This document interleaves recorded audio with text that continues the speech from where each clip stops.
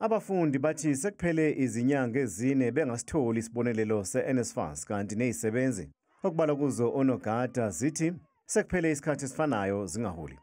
Namhlanje sinama-students angenayo indawo yokuhlala, sinama-res la abawathatha ngenkani emqashweni bahamba bafaka ema-res. Onke lama-res lawo angapha ama-students bawakhiphile manje ema-res. Lo mbhikisho uphoqe ubuholi bomasipala waseNkandla ukuba bungenelele ngenhloso yokuthola isisombululo.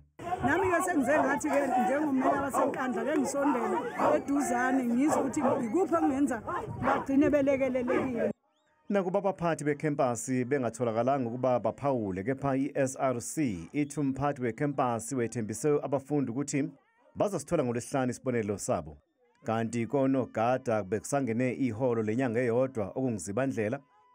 Lolu daba lwabo ke lusengaphansi kwenkantolo.